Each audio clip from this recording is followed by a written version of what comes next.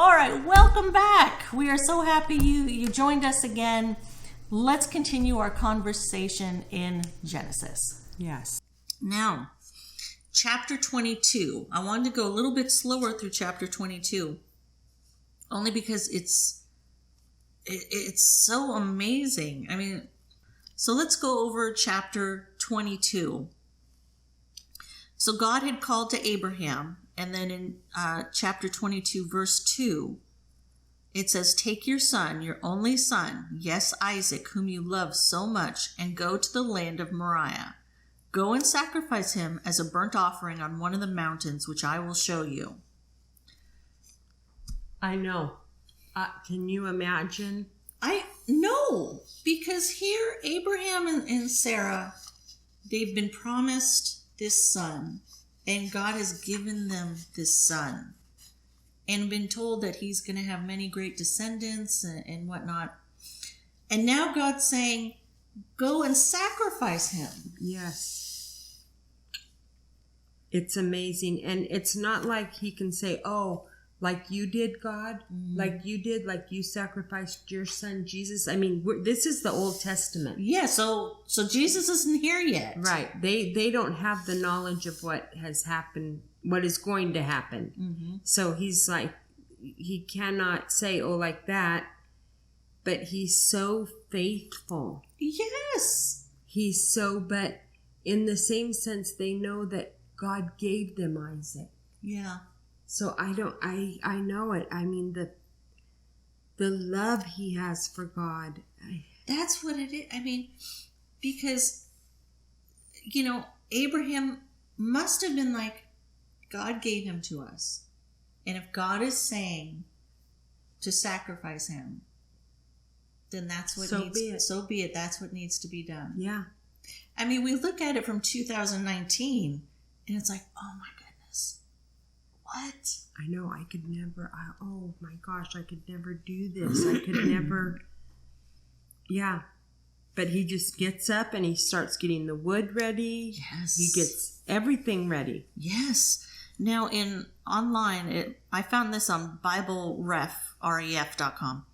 Abraham's obedience is based not in blind faith, but in an experienced, established trust based on what he has already seen God do. Okay. Yeah. I mean, that's... Now, in our notes, God tested Abraham not to trip him and watch him fall, but to deepen his capacity to obey God, and thus to develop his capacity to obey God, and thus to develop his character. Just as fire refines ore to extract precious metals, God refines us through difficult circumstances. When we are tested, we can complain, or we can try to see how God is stretching us to develop our character. That's right. And once again, we all need to remember that, because we're all going to have difficult times in life. But God is with us the whole time. And the times will be hard to get through. But God's going to see you through it. Mm-hmm. And you're going to be stronger. You're going to be stronger inside, but also closer to God. Yep. That's perfectly said. And he gave you that trial for a reason. He gave you that trial to see that you cannot do it by yourself. Mm-hmm. You have to depend on him to get through it. And the trial is a gift. If you're in the trial, just say, God, let me teach me what I need to be taught through this trial. What do I need to see? And another one's coming. Yeah. And just have faith through it, and it's, when I say these things, I'm not saying, oh, they're easy. They're not. No. They're not easy at all. Mm-mm. But he's never going to leave you or forsake you. Mm-mm. So. And there are many times where you go through trials and you're given the opportunity to help someone who is going through that trial, mm-hmm.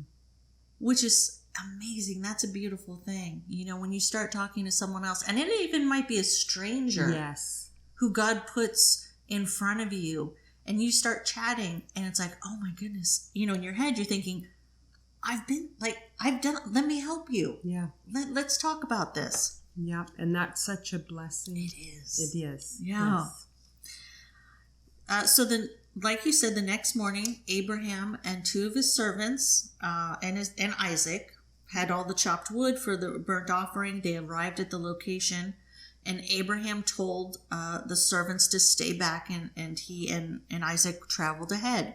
And, you know, Isaac was curious. He's like, what are we sacrificing? Yeah. Where's the sheep for the burnt offering? And in Genesis chapter 22, verse 8, Abraham answered. He said, God will provide a sheep for the burnt offering, my son. Now, in our notes, it said that morning Abraham began one of the greatest acts of obedience in recorded history. He traveled 50 miles to Mount Moriah near the site of Jerusalem. Over the years, he had learned many tough lessons about the importance of obeying God. This time, his obedience was prompt and complete. Obeying God is often a struggle because it may mean giving up something we truly want. We should not expect our obedience to God to be easy or to come naturally. And kind of like we were saying earlier, you work at it. Yeah, you do. It's very hard. Like anything else, you work at it, and every day it becomes a little bit easier. Mm-hmm. Did you want to read anything in the notes? No, I just can't imagine that. I just can't imagine. No. And even putting him on the altar. He put him on the altar. Yeah, I mean, he was fully committed to doing it. And you wonder what Isaac is thinking. How old was Isaac here? I don't know if it says. I don't know if it says either. I would say almost a man. 17 or... Oh, he was that old. Well, because we already went through this and he was 16. Wasn't he? When he was the weaning party, or wasn't? I thought for some reason, I don't know why I thought this boy was. Well, Ishmael was about 16 when they kicked him out. Oh, that's right. I'm sorry. So he might have just been maybe young. Yeah, I don't know. I'm not sure. Yeah, I don't know. All right, you guys, join us next time as we continue our discussion in Genesis. We're very excited. Yes, we are. All right, we will see you next time. Thank you for joining us. Thank you.